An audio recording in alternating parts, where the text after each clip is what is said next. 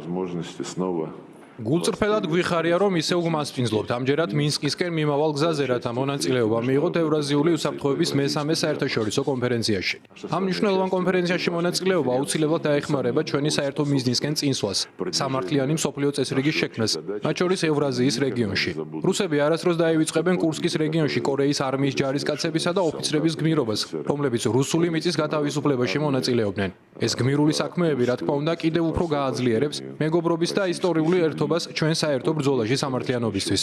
დღეს იმედია გავაგრძელებთ საუბარს, რომელიც რა თქმა უნდა ჩვენს ორ ქვეყანას შორის არსებულ ძირითად საკითხებს ეხება. ასევე აუცილებლად განვიხილავთ საერთაშორისო მდგომარეობას, ჩვენს რეგიონში არსებულ ვითარებას, მთელი ევრაზიის და ჩვენს მჭიდრო თანამშრომლობას ერთობლივ ქმედებებს გაეროსა და სხვა მრავალმხრივ პლატფორმებზე. მხოლოდ სამი თვე გავიდა ორი ქვეყნის, კორეის სახალხო დემოკრატიული რესპუბლიკისა და რუსეთის ფედერაციის მინისტრებს შორის მეორე სტრატეგიული დიალოგიდან მიმდინარე წლის ივნისში, მაგრამ უკვე მნიშვნელოვანი პროგრესია ორმხრივი ურთიერთობების ყველა სფეროში. მუდმივი მხარდაჭერა რუსეთის ხელმძღვანელობის პოლიტიკას, რომელიც მიზნად ისახავს სახელმწიფო სუვერენიტეტის, ტერიტორიული მთლიანობისა და საერთაშორისო სამართლის დაცვას, ასევე ძლიერი რუსეთის შექმნის მიზნის რეალიზაციას და სახელმწიფოთა შორისი ხელშეკრულებიდან გამომდინარე ვალდებულებების შესრულებას.